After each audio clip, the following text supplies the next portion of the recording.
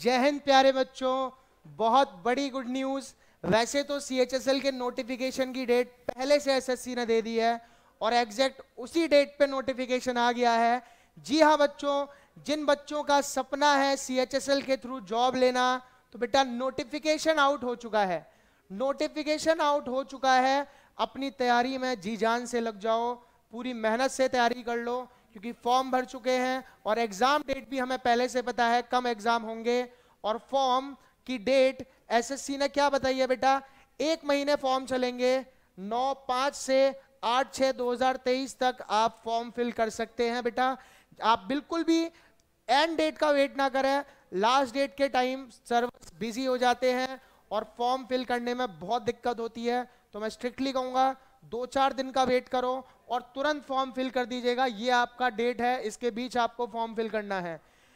बेटा एग्जाम की डेट हमें पहले से पता है। प्री का एग्जाम कब होना है? प्री का एग्जाम सीएचएसएल का अगस्त में होना है और अगस्त में बहुत ज्यादा टाइम नहीं है, तो अपना रिवीजन शुरू कर दो। क्लासेस यूट्यूब पे हम रेगुलर चला रहे हैं, वहां से आप रिवीजन करो एकदम लेटेस्ट क्वेश्चन का। मैथ्स की क्लास डेली चल रही है, इंग्लिश की क्लास, रीजनिंग की क्लास, करंट अफेयर्स की क्लास आप कवर करते रहें। एग्जाम में अब बहुत ज्यादा टाइम नहीं बचा है बेटा, और प्री होने के बाद बहुत ज्यादा टाइम ये नहीं देंगे, मैक्सिमम 2 महीने के अंदर मेंस हो जाएगा। इसकी अभी हमारे पास कोई भी डेट नहीं है। कुछ छोटी मोटी बातें और जो फॉर्म भरने में गलती ना हो और आपको पता होनी चाहिए, जैसे कि बेटा इन्होंने एज लिमिट कब से लिया है? जैसे कि सीजीएल से ली थी, 1 अगस्त से काउंट कर रहे हैं। 1 अगस्त से एज काउंट कर रहे हैं। आपकी एज 18 से 27 साल के बीच होनी चाहिए, यानी candidates born not before 2/8/1996 and not later than 1/8/2005। All over इसका कहने का मतलब यह है कि 1 अगस्त को आपकी एज कितनी है 2023 में, उसके हिसाब से देख लो कि आप इसके बीच में लाई कर रहे हैं या नहीं। अगर कर रहे हैं तो आप फॉर्म भरने के लिए एलिजिबल हैं बेटा। 1 अगस्त से एज काउंट हो रही है। और एज रिलैक्सेशन, अगर आप किसी पर्टिकुलर कैटेगरी से बिलोंग करते हैं, ओबीसी, एससी, एसटी और एक्स सर्विसमैन हैं आप, तो बेटा आपको रिलैक्सेशन दिया जाएगा एज में। उसके लिए एक अलग से वीडियो हम बना देंगे। तो बेटा 1 अगस्त से एज काउंट हो रही है। सेम एसएससी ने सीजीएल के लिए भी 1 अगस्त से ही करी थी, 1 अगस्त से ही करी थी। दूसरी चीज, एजुकेशन क्वालिफिकेशन बेटा, जैसे आपको पता है CHSL combined higher secondary level, तो बेटा 12th रिक्वायर्ड है। एक पोस्ट होती है DEO, data entry operator in office of CAG, controller and auditor general of India. इसमें आपको चाहिए 12th स्टैंडर्ड इन साइंस। बाकी जो सारी पोस्ट है बेटा, LDC lower division clerk, JSA, DS, DO, except DO is in departmental of ministry mentioned in para 8.1। All over कहने का मतलब है ज्यादातर जो पोस्ट है उसमें आपको क्या चाहिए बेटा, 12 चाहिए। 12 चाहिए, बहुत ज्यादा डीप में नहीं जाना है। आपको 12वीं पास चाहिए तो आप सीएचएसएल के फॉर्म के लिए एलिजिबल हो, सीएचएसएल के फॉर्म के लिए एलिजिबल हो।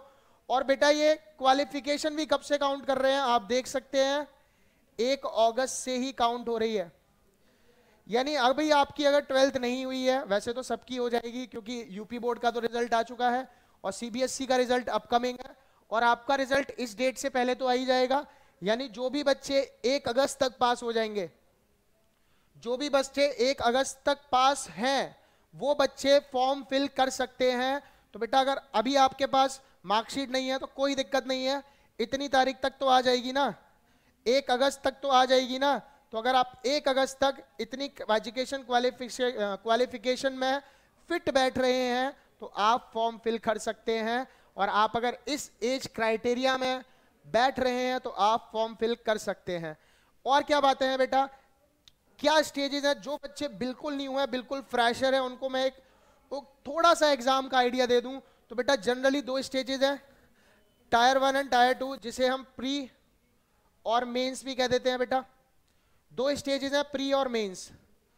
प्री बेटा बस क्वालिफाइंग होता है, प्री बेटा बस क्वालिफाइंग है, यानी आपको जस्ट पास होना है। मैरिट किसके बेसिस पे बनेगी? टायर 2 के बेसिस पे मैरिट बनेगी, यानी ये है kingmaker tier 2। Tier 1 qualifying है और टायर 2 के बेसिस पे मैरिट बनेगी।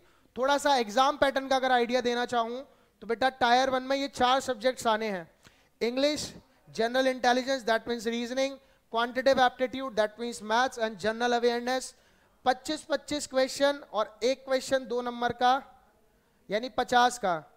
टोटल मार्क्स कितने हो गए बेटा? टोटल मार्क्स यानी 200 नंबर का पेपर होगा। पेपर कितने नंबर का होगा? 200 मार्क्स का होगा। क्वेश्चन होंगे 100।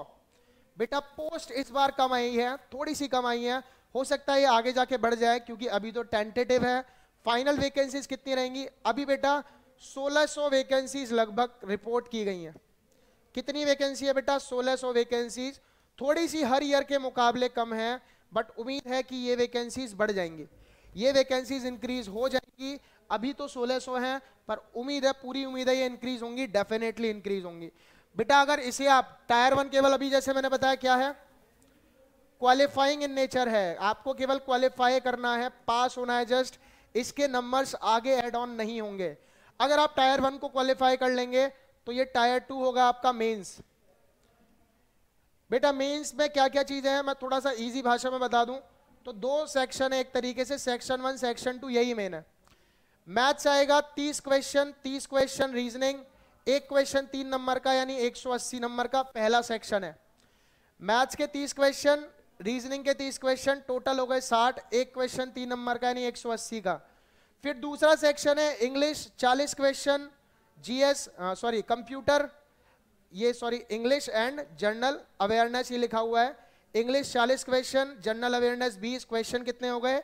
यहां पर भी 60 और यहां भी एक 3 नंबर का है, कितने हो गए बेटा? 180। उसके बाद बेटा आपका सेक्शन 3 होगा, ये पूरा एक ही साथ होगा, 1 घंटे ये चलेगा, ये खत्म होते ही 1 घंटे ये चलेगा। और फिर बेटा आपका कंप्यूटर का सेक्शन होगा 15 मिनट का, जिसमें 15 क्वेश्चन, और कंप्यूटर केवल क्वालिफाइंग है, इसके नंबर नहीं जुड़ेंगे। कंप्यूटर केवल क्वालिफाइंग है, इसके नंबर नहीं जुड़ेंगे। यानी मेरिट किसके बेसिस पे बननी है बेटा? केवल सेक्शन 1 और सेक्शन 2 के बेसिस पे। यानी 180 360 मार्क्स में से मेरिट बनेगी, 360 मार्क्स में से बेटा मेरिट बनने वाली है, ध्यान रखिएगा। पर कंप्यूटर को क्वालिफाई जरूर करना है। क्वालिफाई कितने पे बेटा? 30% पे क्वालिफाई है यूआर के लिए, बाकी कैटेगरीज के लिए थोड़ा बहुत रिलैक्सेशन है। आपको कंप्यूटर में 30% नंबर लाना अनिवार्य है, कंपलसरी है। और आगे क्या है बेटा? जब ये सब हो जाएगा तो फिर होगी आपका सेशन 2, ये सेशन 1 में था सब, सेशन 1 में सेक्शन 1, सेक्शन 2, सेक्शन 3, ये खत्म होने के बाद 2 घंटे 15 मिनट की ये कहानी है। ये खत्म होने के बाद आपको कुछ गैप दिया जाएगा और उसके बाद होगी आपकी टाइपिंग। क्या होगी बेटा? टाइपिंग। और टाइपिंग भी कैसी है? क्वालिफाइंग इन नेचर है। तो बेटा सारी पोस्ट के लिए टाइपिंग जरूरी है, सारी पोस्ट के लिए क्या है? टाइपिंग जरूरी है। बहुत डिटेल में नहीं बता रहा हूं, बस एक ओवरऑल आइडिया मैं आपको दे रहा हूं कि कैसे कैसे स्टेजेस होने वाली हैं। मेरिट केवल 360 पे बनेगी।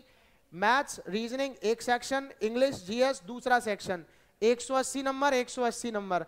हाँ नेगेटिव भी है, हाँ नेगेटिव भी है। यहां नेगेटिव है 1/3 मेंस में। मेंस में नेगेटिव कितनी है बेटा? 1/3।